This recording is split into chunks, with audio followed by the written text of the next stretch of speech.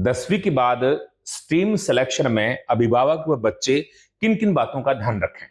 बिल्कुल मधुकर जी, आज आपका ये सवाल बहुत सही है।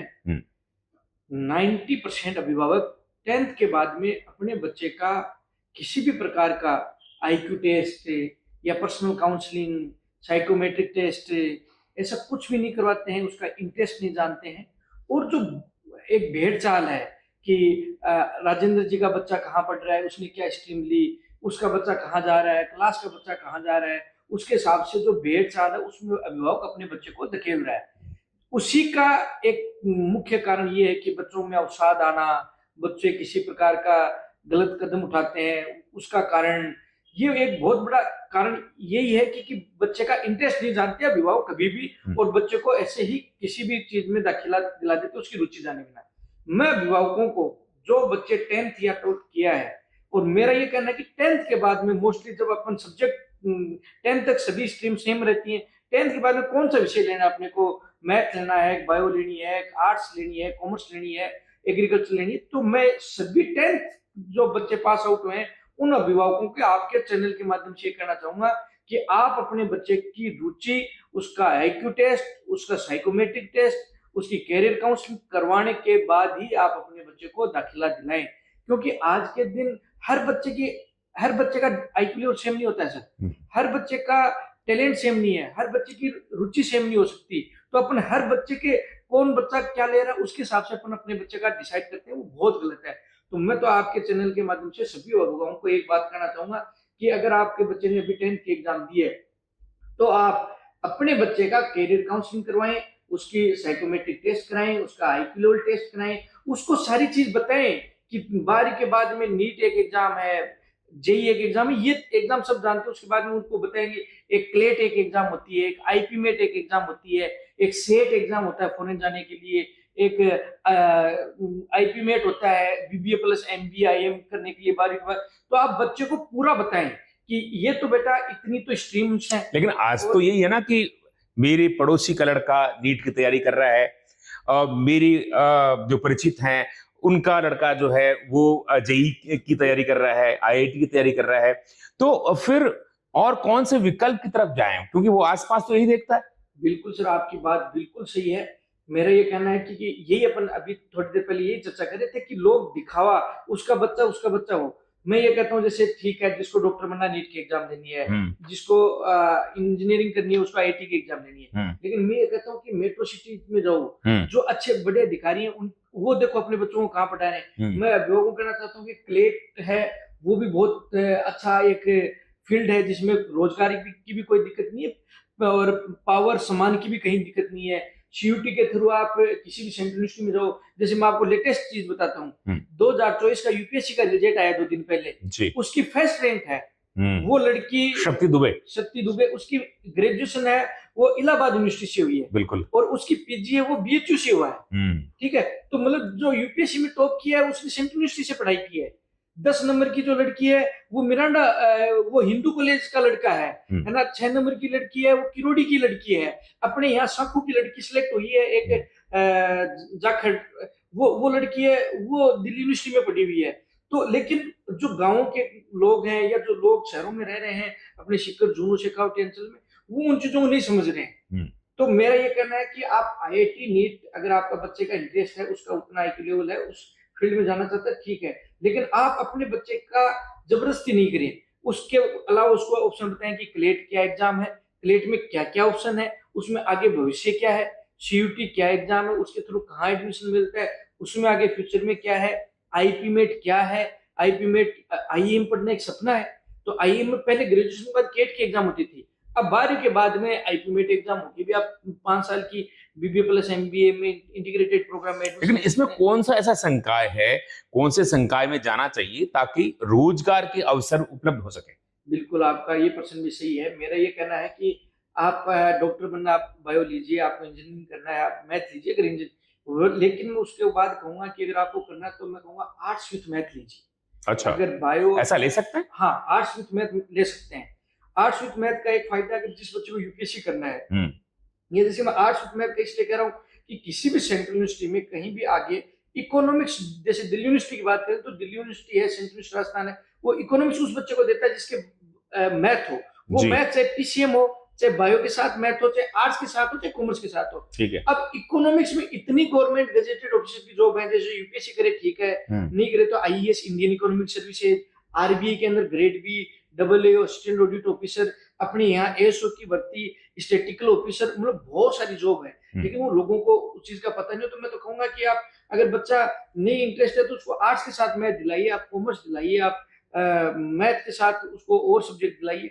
तो ये इसके लिए क्या कि पेरेंट्स को किसी भी अच्छे करियर काउंसलिंग के पास जाके और बच्चे को पूरा चीज बताना चाहिए, और पेरेंट्स को भी समझना चाहिए कि ये चीजें, फिर अपने बच्चे को समझाना चाहिए, फिर जो बच्चा इंटरेस्ट दिखाए वो बच्चे को शंकाई दिलानी चाहिए। एआई के जमाने में विद्यार्थी कैसे लाभान्वित हो सकते हैं, और क्या इस क्षेत्र में भी कोई रोजगार के अवसर मिल सकते हैं?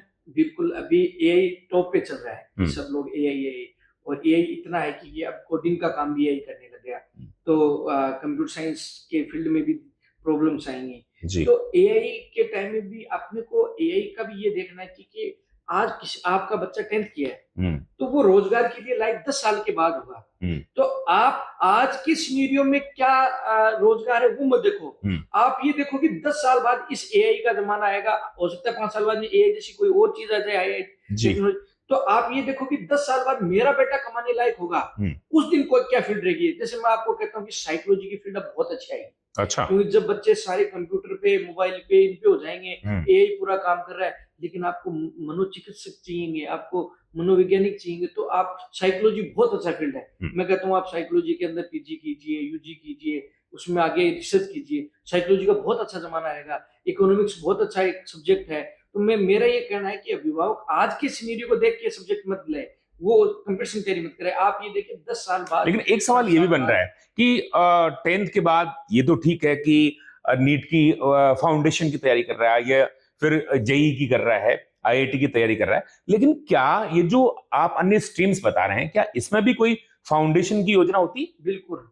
जैसे क्लेट है, तो क्लेट तो अपने मेट्रो सिटी में फाउंडेशन ही चलता है, और सीयूटी है तो वो भी अब धीरे धीरे फाउंडेशन में आ गई, आईपीमेट भी फाउंडेशन आ गई।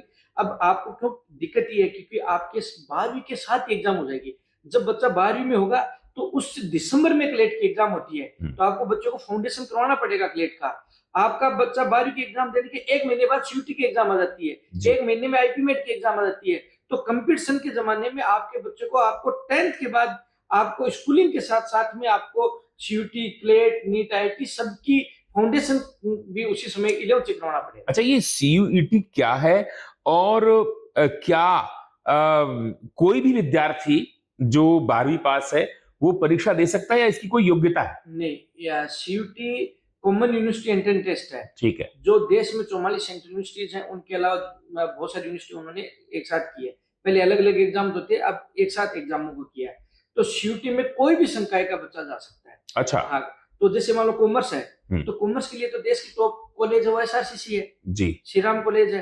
तो और आर्ट्स के लिए तो हिंदू है, किरोड़ी है, मिरांडा है, सेंट जस्टिस। लेकिन कोई परसेंटाइल या परसेंटेज डिसाइड है? ऐसा कुछ नहीं है, कितना परसेंटाइल और ये कोई फिक्स नहीं है। कोई भी बच्चा हो वो सीयूटी की तैयारी कर। जैसे आपको मैं बहुत अच्छी बात बताता हूँ, सभी अभिभावकों की बात बताना। जैसे जेई के लिए 75% का क्राइटेरिया है कि 75% से कम 12वीं में जिस बच्चे के आएंगे वो जेई नहीं कर सकता। ठीक है। अब अगर किसी बच्चे को ये हो कि मेरे को बच्चे को बीटेक ही करवाना है, तो मैं उन अभिभावकों को कहना चाहता हूँ, अगर आपके बच्चे का आईआईटी नहीं हो रहा या किसी कारण से आपके बच्चे के 75% से कम है, तो उसके लिए सबसे अच्छा ऑप्शन सीयूटी है। आप सीयूटी से, क्या सीयूटी से भी बीटेक कर सकते हैं? बिल्कुल, सीयूटी से आप बीटेक कर सकते हैं, आईसीआर में बीटेक कर सकते हैं, फूड टेक्नोलॉजी, डेयरी टेक्नोलॉजी।